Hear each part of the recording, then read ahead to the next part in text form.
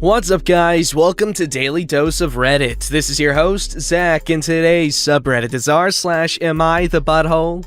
Alright, this story's called, Am I the Butthole for Calling the Police on X? My ex, 35, had custody of our daughter, 9, until I discovered that my ex was neglecting my daughter by using drugs and living in horrific conditions. I won custody of my daughter when she was 7. Her mother was a heavy meth user for a long time, I came to find out. She hid it from nearly everyone, and of the time I suspected it, I didn't have proof until I came across video evidence of it on my daughter's tablet.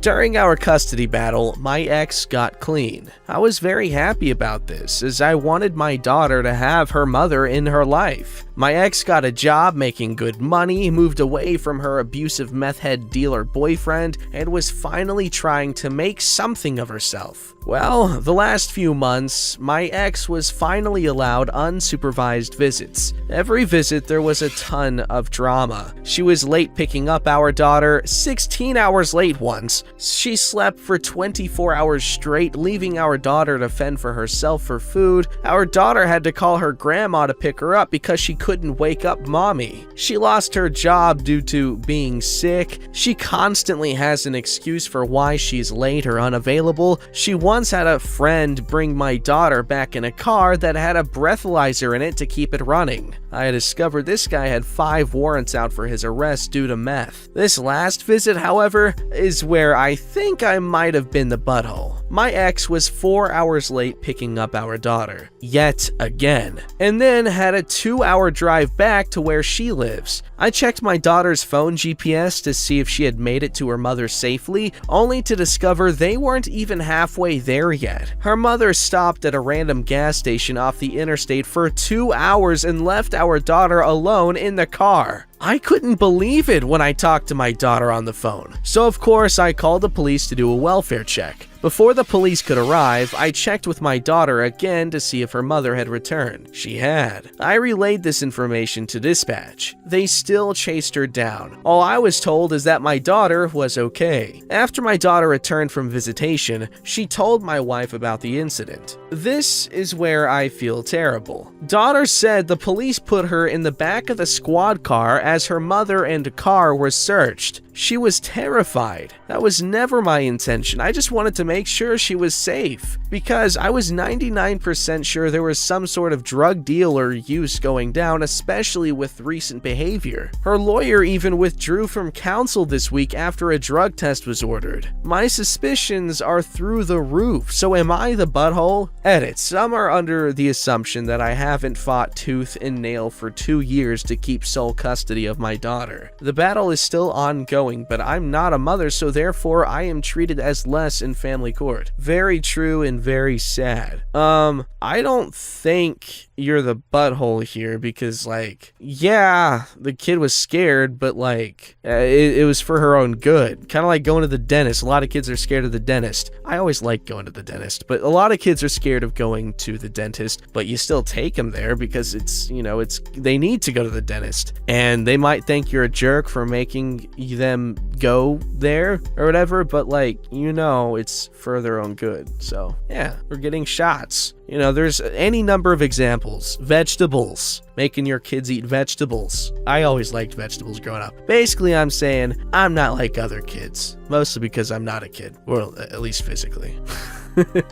Alright, this one is called Update. Am I the butthole for calling police on X? It's been since December when the initial drug test was ordered for my ex, thanks to the events of several visitations and the situation she placed my daughter in, who is 10 now. The second court date, when my ex failed to show or present a drug test, the court ordered my ex's visitation rights to be suspended until she could provide a negative hair follicle. By the third court date, the judge decided to place a no contact order on my ex, which was a huge relief. My ex has failed to show to the other 5 court hearings after, so it was decided her failure to take a drug test will now be considered a presumptive positive. Wow, imagine that. In the meantime, my lawyer filed a motion for 100% legal custody, already had physical, of my daughter and give my wife power of attorney over my daughter. This was just granted yesterday, especially when an expert witness, my own daughter, testifying against her mother, which I honestly never thought she would do, and my own testimony. My daughter's mother has been missing in action since the beginning of December. The last I heard from my ex-mother-in-law, she couldn't even afford to have her electricity turned on. I'm furious her mother has placed so much stress on our daughter, that she has hurt her so thoroughly that my kid said today, off the cuff, that she will never forgive her mother. My wife and I didn't even know how to reply to that, so we just nodded in understanding because she is allowed her feelings.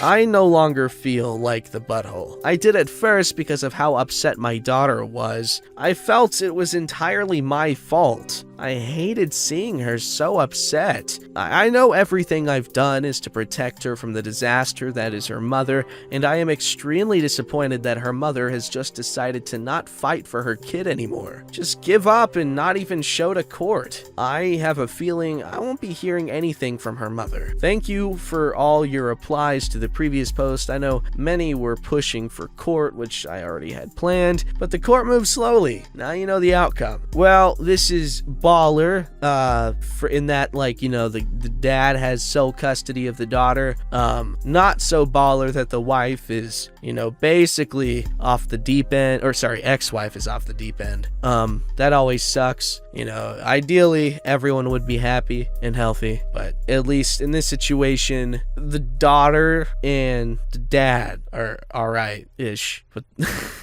Alright, this story's called, Am I the Butthole for Deactivating My Niece's Social Media When She Refused to Do an Internet Safety Course? I have custody of my sister's daughter, a 13-year-old. She became old enough for social media a few months ago, and I let her create profiles on her birthday. I said the condition was that she make her accounts private and only accept followers and friend requests from people she knows. She showed me her accounts, which were set to private, so I believed her. I also followed her so I could see what she was posting, which she agreed to. A couple weeks ago, I decided to check her profile as I hadn't seen one of her posts in a while, despite her being on there all the time. It's public, not private, so she changed her settings, and I'm no longer following her. I'm assuming I was soft blocked as I can still see her profile. However, the part that concerned me most was her bio. She has her full date of birth, full name, town name, ethnicity,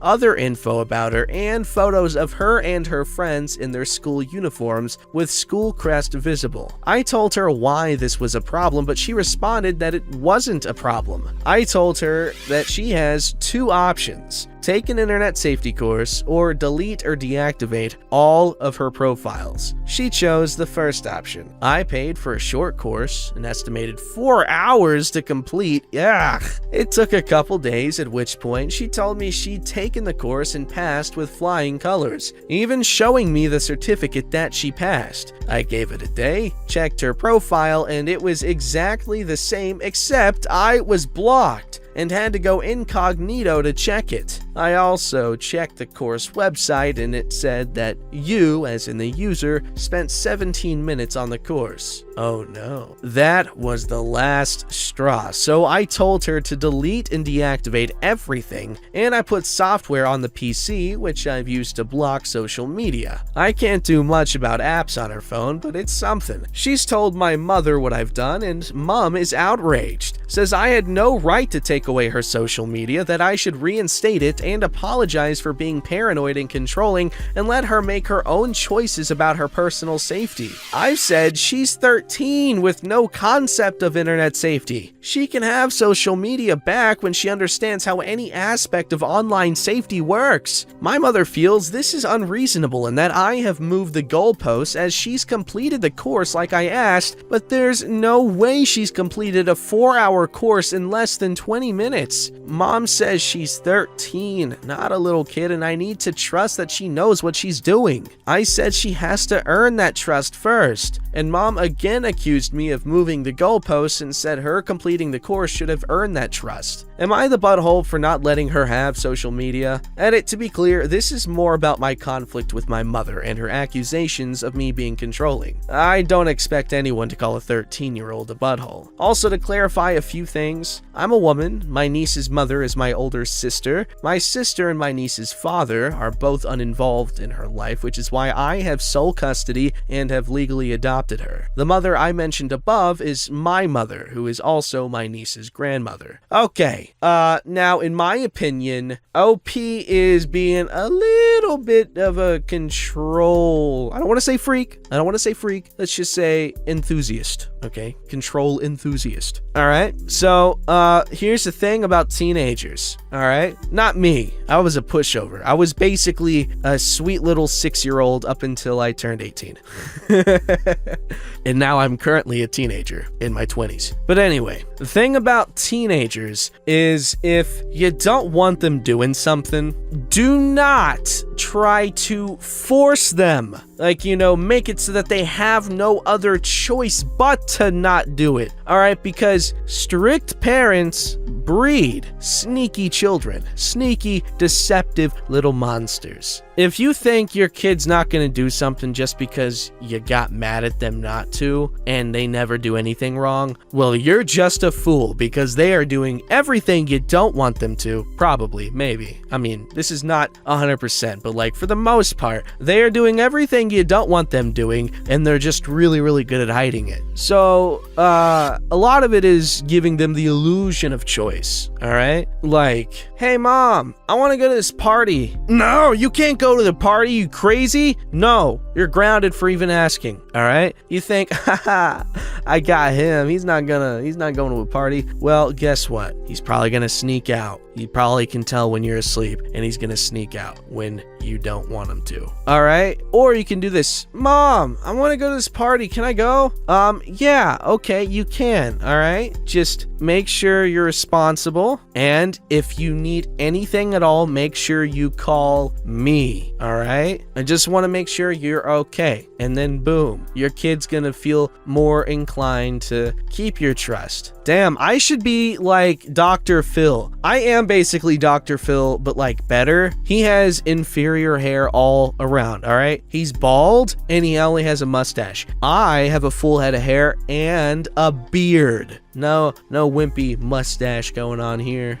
Alright, this story's called Update! Am I the butthole for deactivating my niece's social media when she refused to do an internet safety course? Oh my god. This is like Greg Heffley's mom. It's been a few days. I read through every comment on my original post and saw all your feedback, particularly the parts about my niece being unlikely to trust me after this. I sat my niece down one final time. I talked to her again about all the information she wanted to add, trying to explain again why it was a bad idea to put her full name, her date of birth, her location, and whatever else online. She still didn't believe that it could be dangerous. So I asked her what information she wanted to put out exactly. She told me. I googled it. The entire first page of results was all about her or my sister, her mother, or me. It showed her school website as she's been mentioned in the newsletter. Her full name also brought up her personal phone number and a website for details of the adoption. I then showed her what was linked with my name, despite my very careful social media presence. The results included a background checked website that listed all my former names, my number, my address, where we currently live, and more behind a paywall. She now completely understands what I was trying to tell her. We worked out a new deal. She's allowed social media, but instead of all the information she wanted to add, she's only allowed her star sign and that she's a minor. She can give a location, but it has to be our county, not our town. Her profile will be on private, and she can only link up with people she knows in real life. I will follow her from a fake account so her friends don't see her aunt on her friends list. These restrictions will lessen in due time. If she does anything to screw it up, it all gets deactivated again, and we won't even revisit the topic of social media until she's 15. As for my mother, I called her and told her to back off. I said that I have custody of my niece, so I make the decisions, and my mom doesn't get to make that harder for me. That if she really thought my niece putting her full name, date of birth, location, etc. online was safe, she's an idiot. And it pisses me off that the only times I hear from her, it's so she can tell me that I'm doing something wrong when she herself was given the chance to adopt my niece and refused. Mom essentially said that she can't believe I treat her like this and I shouldn't expect to hear from her for a while. Yikes. Alright. Here we have Warrior Mom.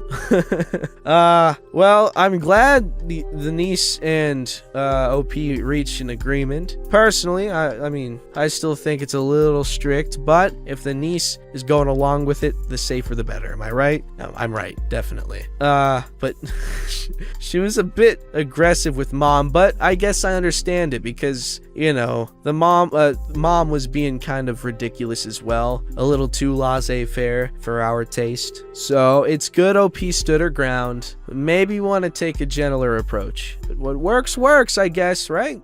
This story's called, Am I the Butthole for Refusing to Let My Girlfriend Get a Dog Because It Will Upset My Old Man of a Cat? I, 30 female, have been with my girlfriend, 31 female, for 3 years now, and we recently moved into a nice house in the country. As we're finally living somewhere with a decent-sized garden, my girlfriend wants to get a dog. She's always wanted a dog, and I have said to her that we can get one day, but not until my cat passes away. My cat, Sparky, is 14 years old, is blind in one eye, and he hates dogs. I love this cat. He is my baby, as I would love any animal that my partner and I get together. But is it unreasonable to ask that he lives out his twilight years in peace, eating his favorite foods, curling up by the fire, hogging the bed, and watching tennis without getting a new puppy in the mix? My girlfriend says that I am being unreasonable, that my cat and the new dog will be great friends, but I know Sparky, and he has always either been anxious or aggressive toward dogs. My friends and family says that if I love my girlfriend, I should let her get the dog. I do love her, and I'm not against her getting a dog. I'm just asking her to wait a little bit until my cat passes away. So am I the butthole?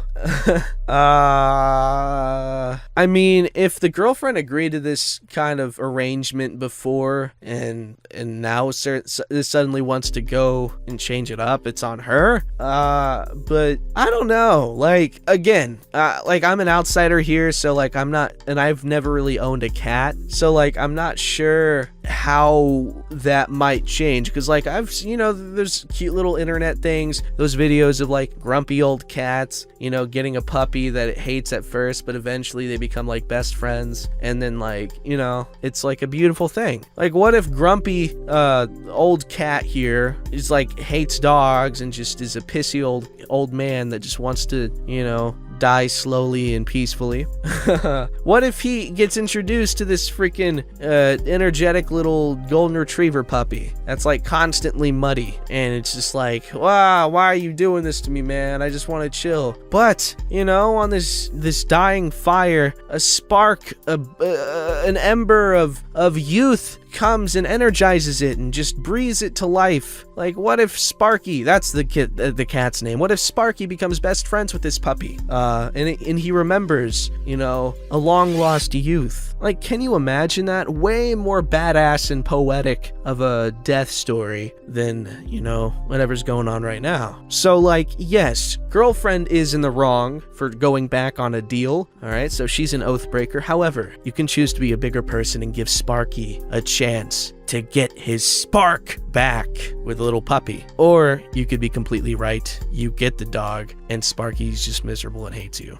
Alright, this story's called Update! Am I the butthole for refusing to let my girlfriend get a dog because it will upset my old man of a cat? Okay, I thought that I would give you all an update on the pet situation. After another argument with my girlfriend about the dog situation, we asked a friend of ours if we could look after her dog, a very placid, sleepy, and uninterested bulldog, for a day while she was at work, so she could see for herself how Sparky would react. And let me say, my girlfriend now understands why I wanted to wait until Sparky had died before getting a dog. Within the 6 hours that we had the dog, Sparky had tried to bite him on the leg. I pulled him away before he could even make contact with him and hauled Sparky's ass upstairs away from the dog after that moment. While upstairs, Sparky did nothing but yowl at us and revenge pee on the bed before hiding on top of the wardrobe. While all of this was happening, my friend's dog just lay there on the floor of the lounge doing absolutely nothing. Upon seeing what Sparky was willing to do to a dog that wouldn't even hurt a fly,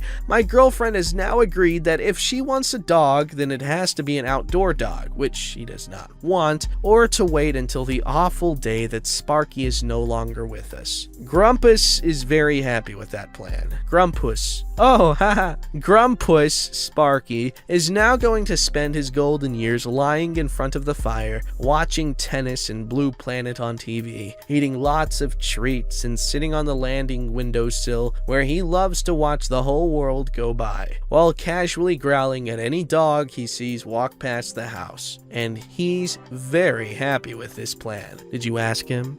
I promise my friend's dog was not hurt. I don't even think that he realized that my cat was planning on attacking him. And Sparky is as happy as a lamb again. No more revenge peeing. Oh man, I was worried for a second. Revenge peeing is no joke. Alright, just ask my ex-girlfriend. Whew.